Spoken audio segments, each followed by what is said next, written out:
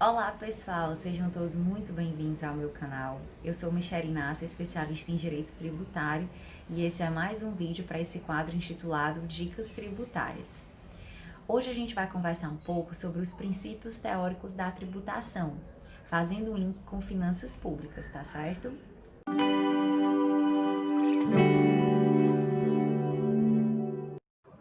Bom, gente, hoje a gente vai conversar aqui diretamente no compartilhamento de tela, tá? Para a gente ser bem objetivo. Esse assunto da dica de hoje eu considero como talvez o mais importante até o momento, tá? Principalmente frente a essa atualidade de reforma tributária, né, que a gente está vivendo.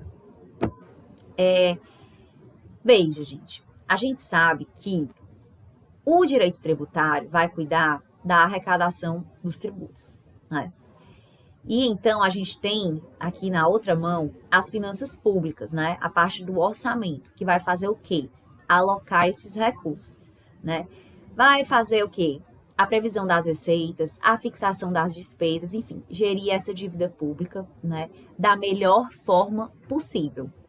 E esses princípios, gente, eles vão justamente basear essa atuação do Estado. Ou seja, eles vão nortear essa intervenção do Estado, porque a tributação, ela é sim, obviamente, uma intervenção do Estado, né? Aqui no Brasil, tem-se muito assim essa discussão de um Estado minimalista, de um Estado intervencionista, né? As pessoas gostam muito de falar sobre isso. E esses princípios vão justamente nortear, gente, essa atuação. Por isso que eles são tão importantes para a gente compreender, tá?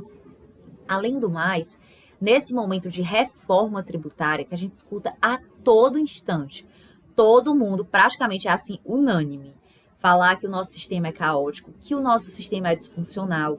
Então, a gente até entendendo esses princípios, acredito que a gente entenda praticamente 90% da reforma, tá? A essência dela, o porquê de ela ser tão necessária, tá bom? Eu trouxe aqui nesse slide, inclusive, gente, se a minha webcam, acredito que ela esteja tampando um pouco uma parte aqui do canto aqui esquerdo. Então, eu sugiro que vocês imprimam, tá? Essa apresentação tá disponível para download, gratuito. Você imprime e fica acompanhando para você não perder essa parte que tá tampada, tá certo? Eu trouxe aqui 3 últimos editais bem recentes das provas de auditor fiscal. 3 por quê?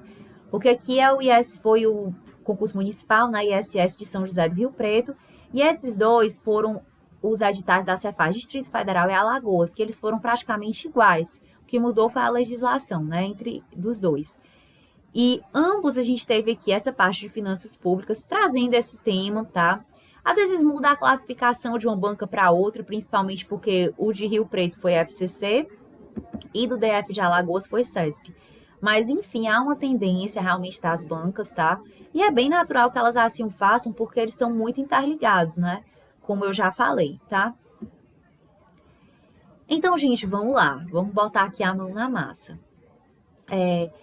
Esse sistema tributário, esse desenho desse sistema tributário ideal, né?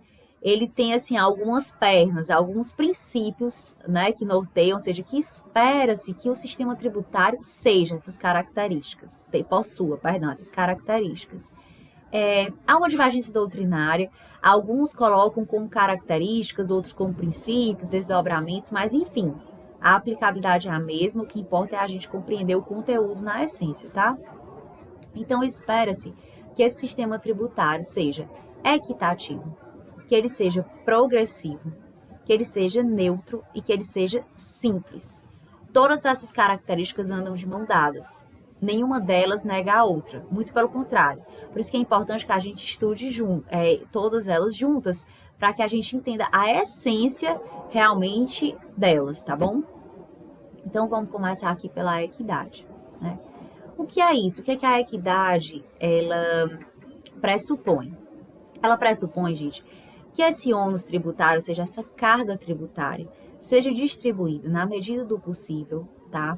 De forma equitativa, ou seja, de forma justa entre os contribuintes de uma determinada sociedade. Veja, gente, o tributo, ele é um sacrifício. Ele é um sacrifício para mim, ele é um sacrifício para você, tá? Ele é uma parcela que eu vou dispor da minha renda disponível para levar para os cofres públicos do Estado. né? Ele é uma parcela do meu bem-estar que eu poderia estar aplicando em qualquer outra coisa, né? Que eu até talvez quisesse mais, obviamente, mas eu estou dispondo, né, compulsoriamente dessa parcela para os cofres públicos do Estado. Então, nada mais natural, né, de que essa parcela seja justa, tá? Aqui, gente, eu coloquei um quadrinho que eu encontrei na internet, achei brilhante, simples, né, assim, de simples visualização, porém muito inteligente, entre as diferenças da igualdade e da equidade. Que a gente vê aqui que a equidade é justamente você adaptar essas oportunidades, deixando-as justas, né?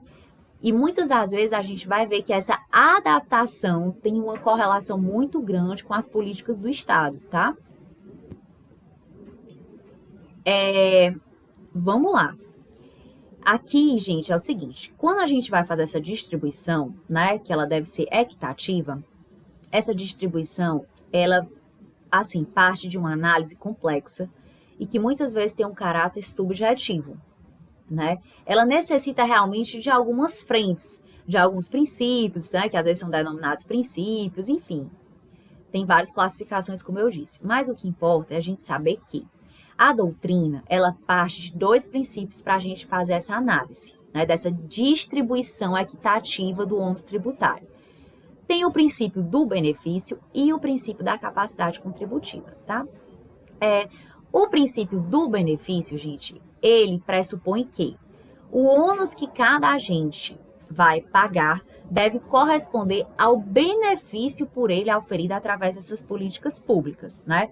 Ou seja, os impostos são vistos como preços que os cidadãos pagam pelas mercadorias e serviços que adquirem através de seus governos. A ideia dele, ou seja, a idealização por trás dele é muito bonita, mas na prática é um pouco, ou às vezes até muito complicado, tá? Da gente realmente conseguir mensurar e identificar essa proporcionalidade entre a quantia paga e o benefício auferido. Vou dar aqui um exemplo da contribuição de melhoria. A contribuição de melhoria, a gente sabe que é um tributo cobrado, né, de competência comum entre os entes, que decorre de uma obra pública que resulte numa valorização imobiliária, ou seja, num ganho de capital para o contribuinte. A gente sabe que ela tem o limite total, como a despesa total da obra, e o limite individual, como a parcela de valorização de cada imóvel. Porém, gente, essa valorização, até na prática, ela é de difícil mensuração. Você não sabe se esse benefício, tá, oferido por esse imóvel, por exemplo, se ele foi total, se ele foi parcial, se ele foi marginal no sentido da unidade adicional, entendeu? E tem vários outros exemplos de contribuições previdenciárias, enfim, até para alguns outros é mais fácil de você mensurar. Porém, isso na prática é difícil, tá? Por isso, inclusive, que a gente tem esse princípio da capacidade contributiva. Alguns atores até colocam como uma abordagem alternativa ao princípio do benefício, tá? A capacidade contributiva, ela está, inclusive, positivada na nossa Constituição, aqui nesse artigo 145, parágrafo 1º, e ele fala, sempre que possível, os impostos terão caráter pessoal e serão graduados segundo a capacidade econômica do contribuinte.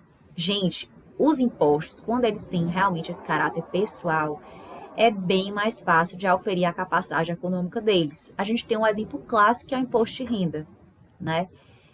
Você consegue realmente perceber vários aspectos intimamente ligados ao contribuinte, né? Diferentemente dos impostos reais, como o IPTU, o IPVA, por exemplo.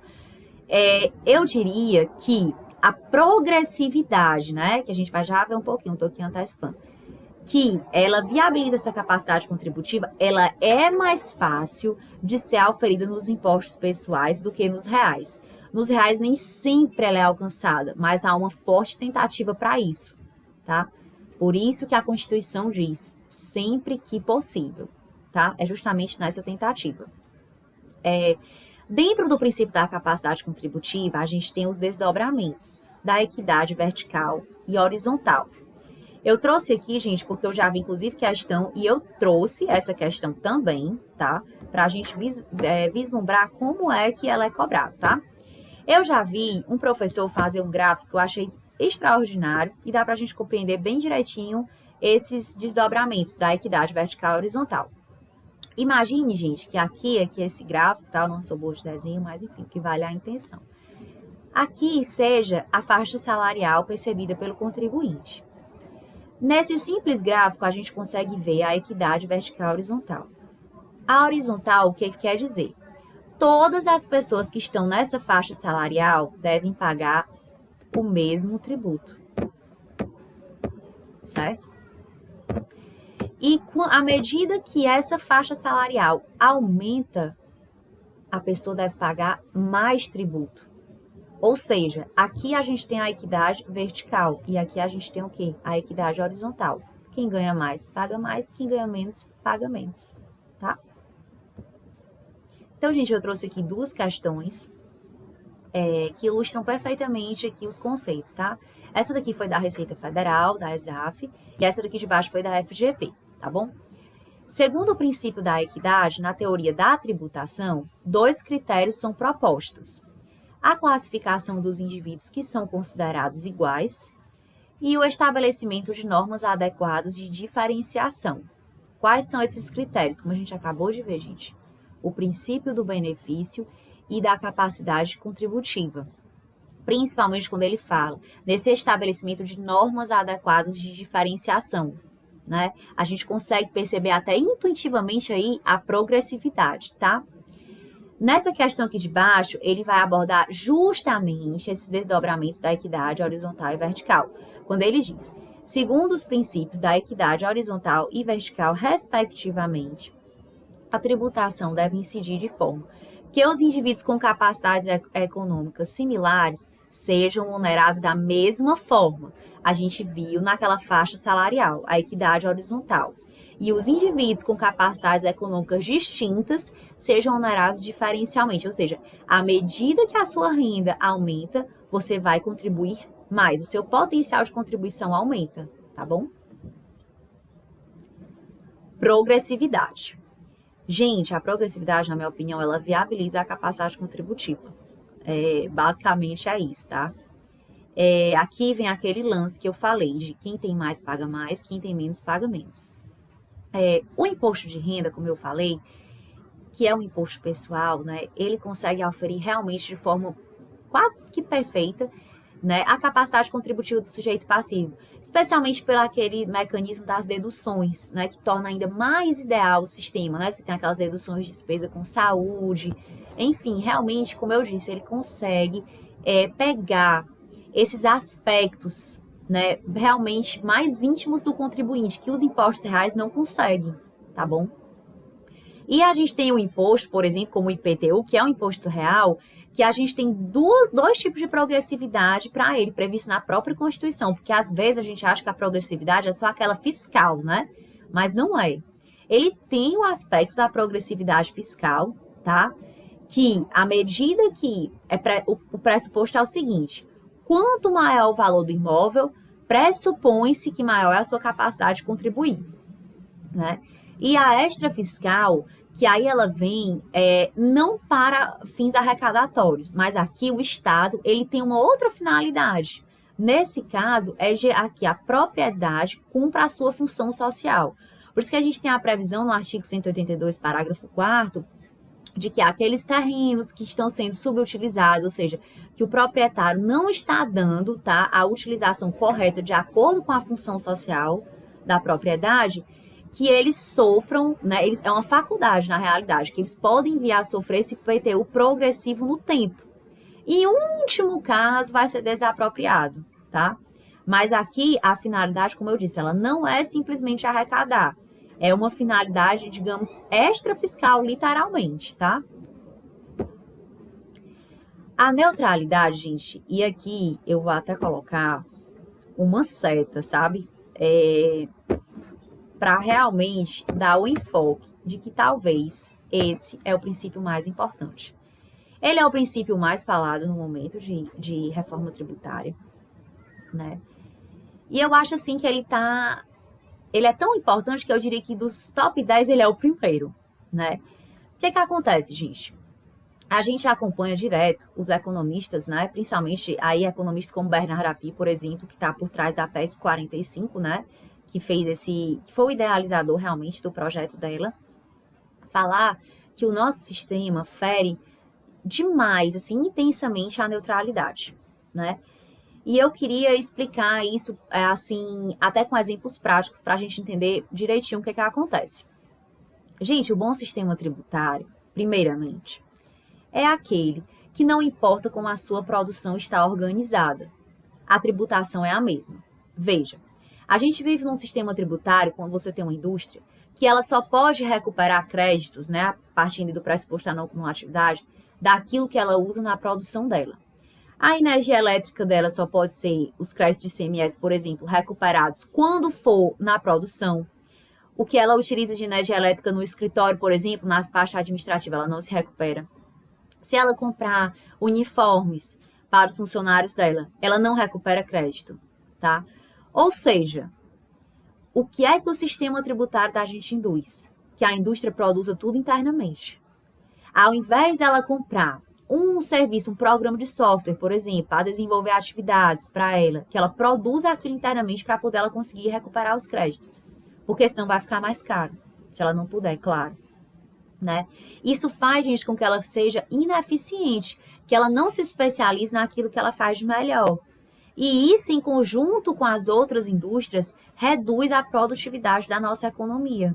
Né? Inclusive, já foi até estimado que nós temos uma perda de PIB potencial por baixo em 10%, ou seja, todos nós estamos mais pobres em 10% no mínimo por conta da disfuncionalidade que é causada pelo nosso sistema, tá?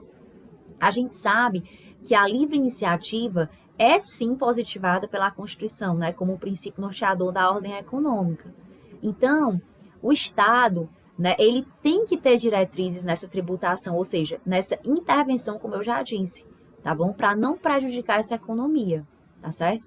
Outra coisa, um sistema bom é aquele que não distorce os preços relativos da economia. O que acontece? Quando você vai decidir colocar uma empresa, prestar um serviço, o ideal que você faça isso, partindo do pressuposto de uma economia de mercado, que é a que a gente vive, é porque aquele serviço, aquela mercadoria, vai gerar um valor adicionado para a sociedade. A partir do momento que eu decido colocar uma empresa ou prestar um serviço, simplesmente por conta de um benefício fiscal que eu vou ter, ou por conta da tributação, é tudo que a economia não quer. Porque aquilo, de fato, vai causar disfunções, aquilo vai prejudicar a produtividade do país, ou seja, o PIB do país, né? E são essas distorções alocativas, que os economistas até assim denominam, que prejudicam e que causam essas disfuncionalidades do nosso sistema, tá? Tem um exemplo prático que é muito fácil a gente compreender, que é o caso da construção civil. Quando você vai executar uma obra, você pode executar essa obra no canteiro de obras, através daquela estrutura de concreto armado, ou você pode executar aquela obra com estruturas pré-moldadas, pré-fabricadas, que são muito mais modernas, mais céleres. Porém, de acordo com a nossa estrutura de sistema, a nossa tributação induz que ela seja feita com técnicas velhas. Por quê? Porque a construção vai pagar menos tributo. Porém, se eu fosse utilizar as estruturas pré-fabricadas e pré-moldadas, com a mesma quantidade de capital e trabalho, poderia produzir em maior escala e produzir até mais. Então, veja, esse é um caso clássico de que a tributação prejudica a eficiência da economia, tá? A literatura é muito vasta e tem muitos outros casos, tá, gente? Para quem quiser, tem artigos, é muito legal da gente entender na realidade. E aqui no artigo 146A da Constituição, ele positiva a seguinte situação. A lei complementar, né, poderá estabelecer critérios especiais de tributação com o objetivo de prevenir desequilíbrios da concorrência. Veja, gente, aqui a gente tem, ao mesmo tempo, uma atuação positiva e uma atuação negativa do Estado. Não é que o Estado não possa estabelecer essas políticas especiais de tributação, né? Por isso que até eles falam de uma alíquota uniforme, de fins de benefícios fiscais. Mas tudo isso tem que ser analisado caso a caso. O Estado, ele deve deixar, sim, que a livre concorrência atue e que ela aconteça, né, sem intervir com a tributação de forma negativa. Porém, a gente sabe que o sistema tem, sim, as desigualdades intrínsecas dele, que até acontecem de forma natural. Então, para esses casos, né? Ou seja, para também garantir a livre concorrência, o Estado deve atuar e deve sim implementar esses critérios especiais de tributação, tá? Aqui a gente pode visualizar. Essa livre concorrência, ela deve ser garantida através desse aspecto negativo do Estado e a livre concorrência também deve ser garantida através desse aspecto positivo do Estado, tá? Então, gente, como eu falei, um bom sistema tributário é aquele que não distorce a forma de organização da produção, ou seja, não importa como ela está organizada, a tributação é a mesma. Não importa se a indústria vai produzir dentro dela, se a indústria vai comprar de um terceiro, vai pedir um serviço de um terceiro, a tributação deve ser a mesma, possibilitando que ela, assim, foque naquilo que ela faz de melhor, ou seja, se torne mais produtiva, tá? Essa questão da não cumulatividade, a gente também tem ouvido bastante essa questão dos créditos financeiros, dos créditos físicos. E para quem não sabe, é justamente isso. Crédito físico nada mais é do que aquilo que você só pode tomar crédito da sua produção, no caso da indústria, por exemplo. E o crédito financeiro não. Ele parte de uma base ampla. Ele é, digamos, um sistema 100% não cumulativo. Você pode tomar crédito de tudo. Tá? E a gente não vive hoje. A gente está ainda, infelizmente, no sistema do crédito físico. As propostas de reforma justamente para a gente passar para o crédito financeiro, tá? As consequências, né, de quando esse princípio da neutralidade é ferida são justamente essa guerra fiscal entre os estados, cada um dando mais benefício para as empresas para ficarem nos seus territórios. Muitas das vezes elas têm perdas de escala, tira aquela vocação daquela região, que às vezes aquela região não tinha vocação para aquele tipo de segmento, tinha vocação para o turismo, por exemplo, e geralmente esses benefícios são dados para indústrias, né? Perda de logística, caminhões rodando aí pelo Brasil, podendo estar numa região que fosse melhor, né? Também pode levar à informalidade, quando a gente tem, por exemplo, uma carga da folha de pagamentos muito alta, e então as pessoas preferem ir para a informalidade justamente por conta disso, né? Para não pagar essa carga tão alta sobre a folha de pagamentos. E perda de produtividade da economia como um todo, tá? Como eu disse, gente, esse assunto é muito amplo. Tem alguns vídeos, inclusive, no meu Instagram, que eu abordo alguns pontos específicos de maneira mais detalhada, para quem quiser entender, quem quiser se aprofundar um pouco. Vale muito a pena, realmente, tá? Eu trouxe aqui algumas questões super legais, porque às vezes a gente acha assim, sou concurseiro, não tenho nada a ver com a reforma tributária, né? Isso nem cai nas minhas provas. Mas veja, gente, essa questão aqui da Cefaz Alagoas, ela trouxe, inclusive, de uma abordagem bem voltada para isso que eu estou falando, tá? Eu vou ler aqui só essa parte aqui do caput. Diferentemente do imposto de renda pessoa física, os impostos indiretos, tais quais os impostos que incidem sobre a circulação de mercadorias e serviços, tipo ICMS, são regressivos, posto que oneram proporcionalmente mais os indivíduos com menor capacidade de pagamento e não neutros, no sentido de provocarem distorções sobre a alocação de recursos na economia. Gente, foi justamente o que eu acabei de falar, tá? Muitas pessoas, especialmente essa parte de finanças, entendem que os nossos impostos sobre o consumo são regressivos. São regressivos por quê? Porque a gente tem uma mesma alíquota, né, para cada produto, digamos, não para cada produto, mas assim, tanto faz você ser rico como você ser pobre. Se você for comprar, sei lá, uma Coca-Cola, ela tem uma alíquota só.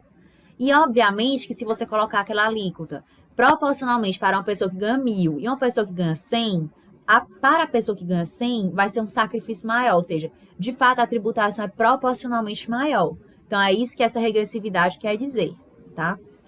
Essa outra questão aqui da Fundatec também, muito boa, vai assim no mesmo sentido. Ela diz, a teoria econômica de finanças públicas estabelece princípios para a imposição de tributos visando ao sistema tributário ideal. O princípio que propõe que o sistema tributário não provoque uma distorção na alocação de recursos, olha só, gente, alocação de recursos para não gerar ineficiência do sistema é o princípio da neutralidade. Falou em alocação de recursos, ineficiência da economia, já sabe que está diretamente relacionada à neutralidade, tá? Por fim, essa última questão aqui também traz outro ponto muito legal de desdobramento da neutralidade, que diz: Após longo estudo realizado pelo Ministério da Economia, decidiu-se aumentar o valor do imposto sobre determinado bem de consumo. Ao fazer isso, houve uma modificação no preço deste produto. Diante da situação apresentada, qual princípio de tributação foi violado? Gente, aqui é basicamente a questão da distorção de preços relativos da economia. Um bom sistema tributário não distorce os preços relativos da economia, tá? E é justamente isso que essa questão traz, tá bom? Por fim, gente, como última característica, tá? Esse sistema tributário ideal preconiza que ele seja simples, de fácil entendimento para ambos os lados, né? Transparente. Infelizmente, a nossa carga tributária hoje ela não é, especialmente quando a gente ainda tem mecanismos de alíquota por dentro, como é o caso do ICMS. A gente sabe que aquela alíquota que está ali destacada na nota fiscal não é aquela, de fato, a efetiva é maior, tá? Essa simplicidade favorece a transferência de recursos de forma tempestiva, claro. Inclusive, isso está até sendo muito proposto nessa PEC 45, né, com esse IVA nacional que querem fazer, tá certo? Essa simplicidade diminui os custos, tanto para os contribuintes, eu não sei se vocês sabem, mas já existe um ranking que aqui os contribuintes demoram mais ou menos 2.000 horas por ano para conseguir pagar tributos e realizar essas obrigações acessórias. Tá? A gente tem 27 estados com 27 legislações de ICMS diferentes, tá? É uma verdadeira loucura. Quando você é uma empresa que você atua no âmbito interestadual, você consegue cumprir todas essas obrigações, né? Então, esses custos, né, eles são evitados tanto para o lado dos contribuintes, como também para o lado do fisco, tá? Que é, de fato, esse desdobramento desse princípio constitucional da eficiência, né, que é trazido pela própria Constituição Federal, tá bom? E, enfim. E é isso, pessoal. Espero que vocês tenham gostado. Hoje eu resolvi trazer realmente essa pegada um pouco diferente, de fazer um link de direito tributário com finanças públicas, né? Pela importância do assunto para esse atual momento de reforma tributária e também por ser um assunto realmente cobrado nas últimas provas de auditor, conforme eu coloquei, né, e mostrei nos editais, tá bom? Qualquer dúvida eu estou à disposição, tá? Para quem gostou, dê o seu like, ative o sininho para as futuras notificações. Forte abraço!